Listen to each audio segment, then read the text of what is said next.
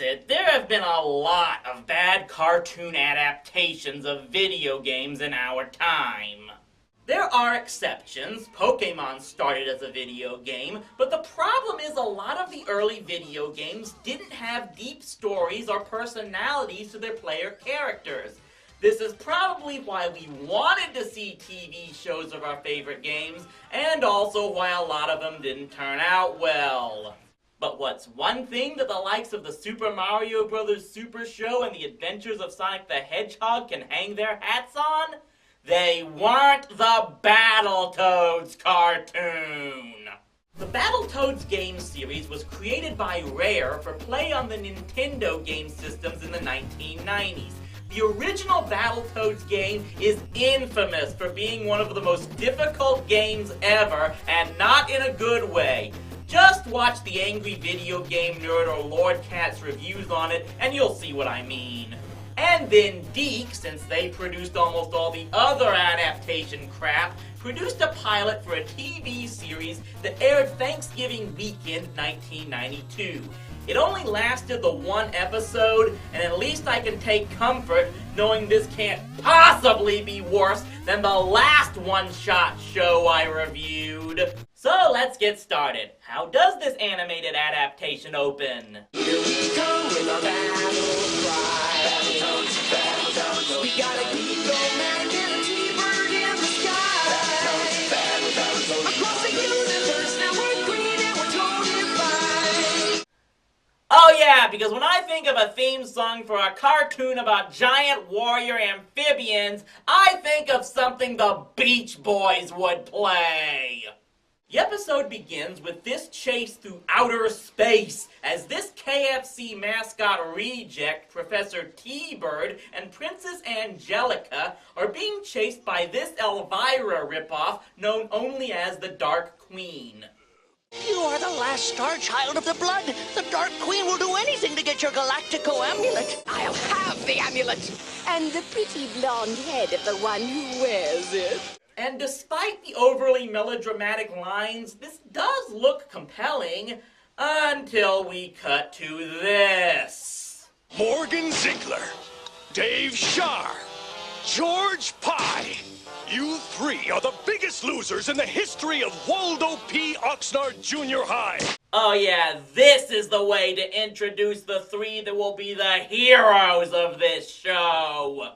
Their school principal orders them to be split up and not see each other, even though he would have no power to enforce this once they're off campus. And part of me wants to accuse the writers of ripping off Gordon Corman's first ever book, but I doubt they ever read anything that good. But I'm like a totally evolved basketball player. Oh, hey, oh, whoa! How's that for a totally eyeball-flying attention grabber? Yeah! Oh, yeah? And what do you know about fine art? I could be a great leader. I mean, if I knew how, that is. If I had any experience at it. Ah!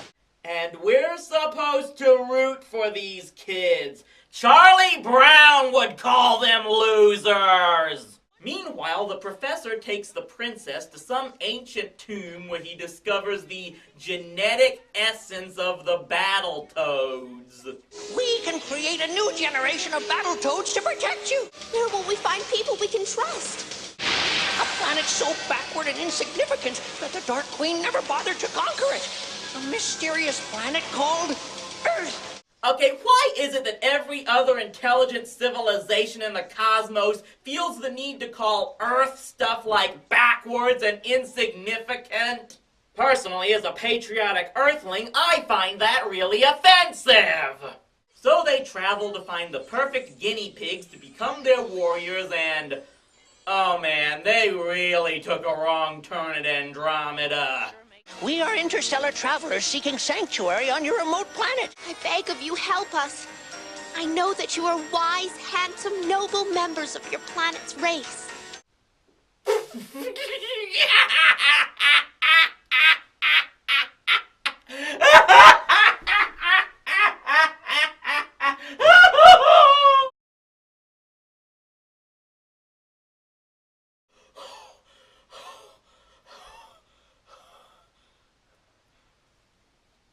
Okay, you may continue.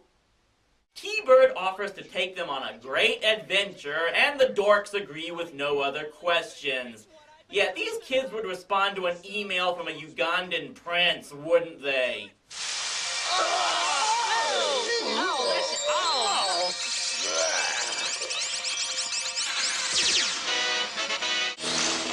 I've come for the girl, T-Bird. Battletoads, defend the princess! Now, pardon me, but why should we do any favors for the guy that just turned us into toads? But apparently the queen grabbing the princess is enough to change their minds, and they beat the Rat Pack with the store's Slurpees and nacho cheese. How did this army conquer a whole galaxy again? The princess dubs them Pimple, Rash, and Zitz. Yes, those were their names in the games. And the professor explains how they can transform back and forth into toads at will.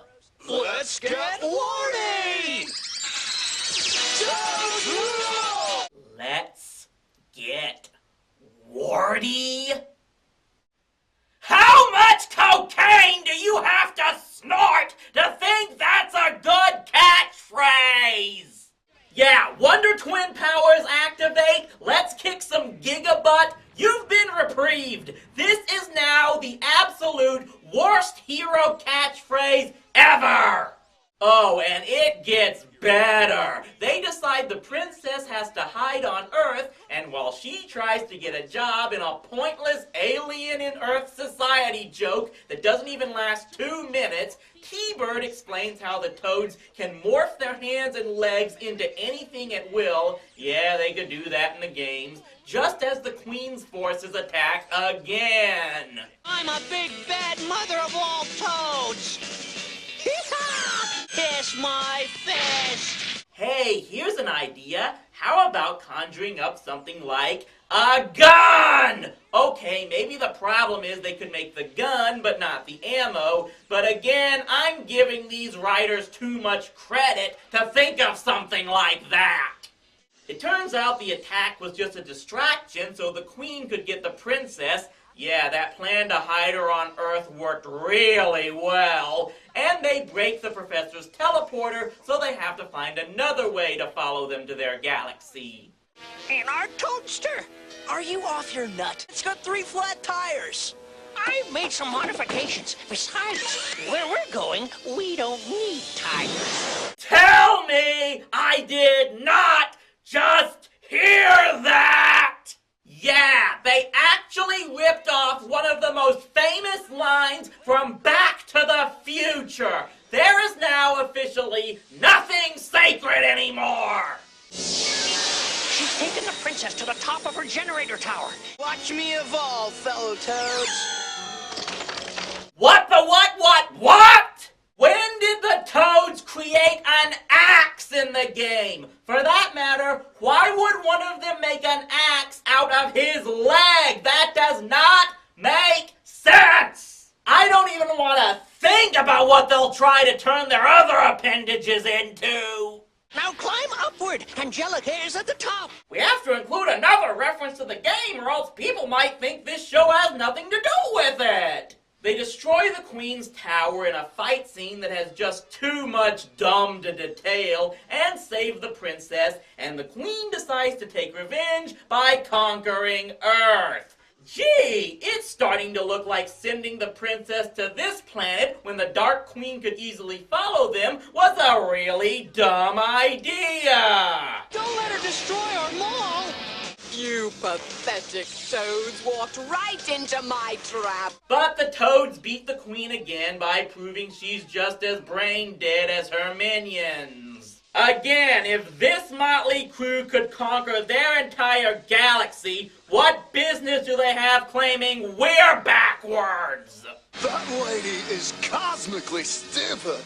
Yeah, what did you expect from someone who hires barnyard animals? Coming from the princess's army of swamp animals. Who are you to judge?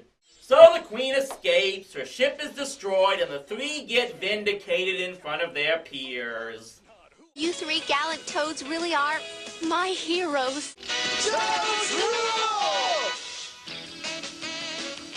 Oh, the irony that there was never a second episode. This cartoon was harder to get through than the game! The worst part is that there was the potential for a much better story. Nintendo Power Magazine published a comic strip to coincide with the first game's release, where the main characters were professional game players that got sucked into the Battletoads world that they thought was just virtual reality due to a corrupt game designer working with the Dark Queen. Hey, it made more sense and was more entertaining than this crap! Here we get animation cheaper than Captain N, lame protagonists, lamer villains, and lines that Wayne and Garth wouldn't be caught dead saying. The whole result is just one big fail from beginning to end. A lot of people claimed that Battletoads was just a cop-out of Ninja Turtles. And I guess the Turtles never sued the Toads because it wasn't worth the effort. See you next time on TV Trash.